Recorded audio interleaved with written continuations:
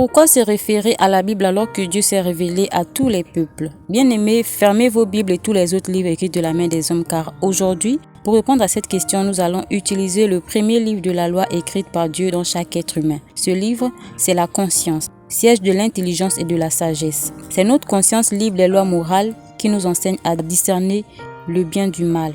Bonjour à tous, bienvenue dans Mystère révélé, l'émission où nous explorons ensemble les mystères de Dieu, non pas pour prêcher, mais pour partager des recherches, des révélations et des réflexions spirituelles. Aujourd'hui, je vous propose une réflexion profonde. Pourquoi se référer à la Bible alors que Dieu s'est révélé à tous les peuples du monde?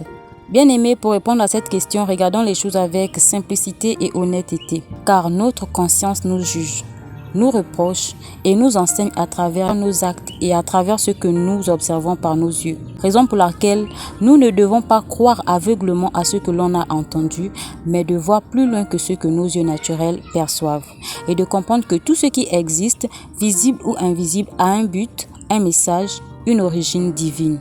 Alors, à travers nos yeux naturels, nous observons que dans toutes les cultures du monde, que ce soit en Afrique, en Asie, en Europe ou ailleurs, les hommes ont toujours eu cette conviction: Dieu existe. Même sans missionnaires, sans livres, sans église, les peuples ont toujours cru par intuition spirituelle à un créateur supérieur. Et cela, c'est déjà une preuve puissante que Dieu ne s'est jamais caché. Il s'est révélé à chaque peuple selon sa culture, son langage et son rythme. Mais comment s'est-il révélé?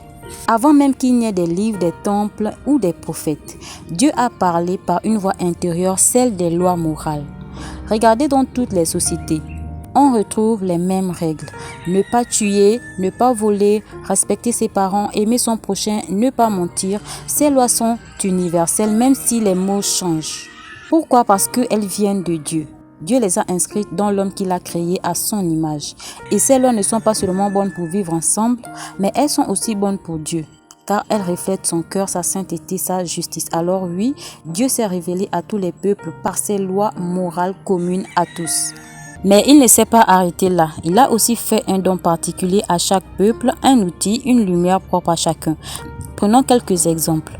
Au peuple gabonais, Dieu a donné l'iboga, le bois sacré, une plante aux vertus de connaissance, de guérison et d'initiation.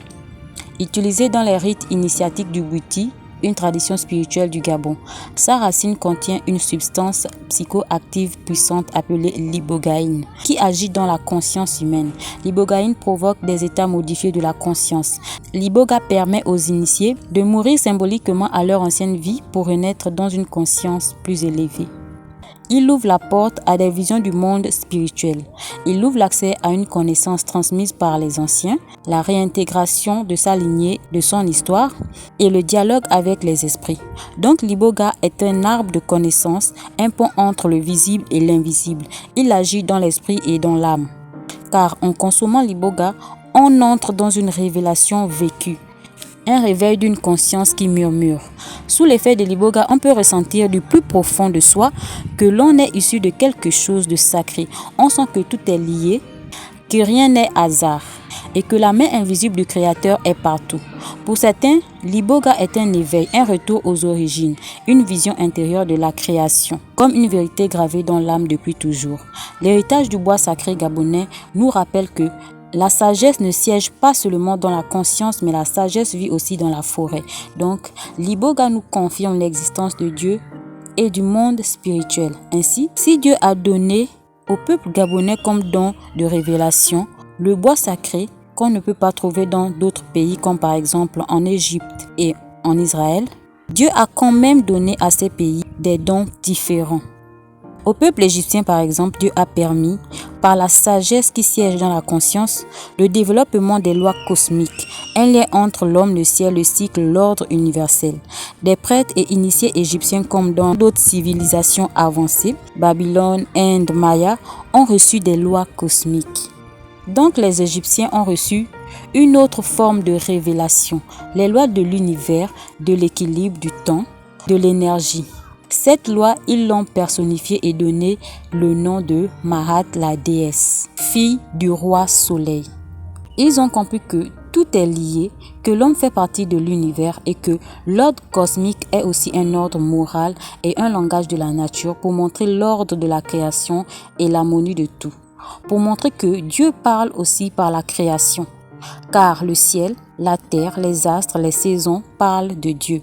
Donc nous retenons jusqu'ici que Dieu a donné comme don de révélation au peuple gabonais l'iboga, une plante naturelle. Et aux Égyptiens, Dieu a permis le développement des lois cosmiques par la conscience. Ensuite, au peuple d'Israël, Dieu a confié les lois divines, la Torah, un livre sacré, une révélation écrite, structurée, directe, avec des commandements précis, des lois divines codifiées, révélées aux prophètes pour guider un peuple élu. Ces révélations prophétiques sont écrites dans la Bible, le livre des lois de révélation prophétique et des enseignements apostoliques. À travers Moïse, Dieu a donné à Israël des commandements, les règles de culte, les lois sociales et spirituelles. Ces lois divines ont une portée plus précise, car elles forment un peuple saint, témoin au milieu des nations. Israël devait garder les lois, vivre la justice et montrer la sainteté de Dieu aux autres nations. Dieu veut que toute l'humanité le connaisse. Voilà pourquoi il ne s'est pas limité à une seule culture, un seul peuple, une seule voix. Il a sémé sa vérité dans tous les peuples, par la conscience des Écritures et par la nature. Mais Dieu a choisi un peuple parmi tant d'autres, le peuple d'Israël, pour recevoir les lois divines, une révélation spéciale d'une loi plus précise, exigeante, car elle forme un peuple mis à part pour montrer la sainteté, la justice, la fidélité à Dieu. Chacun a donc reçu quelque chose de Dieu, mais attention, ces dons ne sont pas en opposition. Ils vont tous dans le même sens. Ils se rejoignent dans la même source, la loi morale que Dieu a déposée dans le cœur de l'homme. Mais alors pourquoi nous qui ne sommes pas israélites devons-nous nous référer à la Bible? Parce que nous avons la foi. Et la foi marche avec l'amour et la confiance, deux piliers de la loi morale. Par amour, nous acceptons le choix de Dieu d'avoir confié sa loi divine à Israël. De même que Israël et les autres pays acceptent le fait que Dieu a donné au peuple gabonais une plante sacrée qui confirme l'existence de Dieu et du monde spirituel. Par confiance, nous croyons que la Bible contient des réponses que les autres dons ne peuvent pas nous donner. L'iboga est un outil puissant, mais il ne raconte pas la création du monde. Il a une révélation limitée. Les lois cosmiques sont précieuses, mais elles ne révèlent pas le péché et la rédemption, car sa révélation est aussi limitée.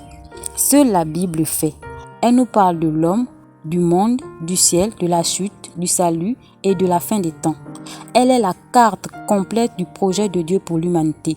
Et nous croyons à cette carte, non pas parce que nous sommes juifs, mais parce que nous reconnaissons que Dieu a parlé là pour tous.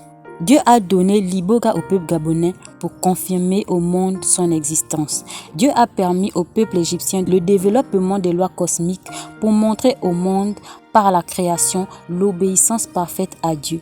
Dieu a confié ces lois divines au peuple d'Israël pour former une humanité parfaite obéissante à Dieu. Alors bien-aimés, pour devenir des hommes parfaits obéissant à Dieu comme la nature, des hommes accomplis, nous devons nous référer à la Bible. Voilà pourquoi dans cette émission, je vous invite à lire, à méditer, à chercher et comprendre la Bible, non pas comme un livre religieux réservé à un peuple, mais comme un trésor offert à tous les peuples par le Dieu qui s'est révélé à tous. Car les mystères cachés de Dieu, c'est-à-dire les réponses de la compréhension du monde spirituel et du monde physique, ont été révélés par Dieu, par l'Écriture dans la Bible. Raison pour laquelle nous devons nous référer à ce livre juif, la Bible, le livre sacré des lois divines, des prophéties et de l'Évangile. C'est tout pour aujourd'hui. Merci pour votre écoute et souvenez-vous que Dieu a mis quelque chose de lui dans chaque peuple, mais il a mis toute la révélation dans la Bible pour nous unir tous autour de sa vérité. J'espère que vous avez été édifiés. Je vous dis à bientôt pour un nouveau sujet.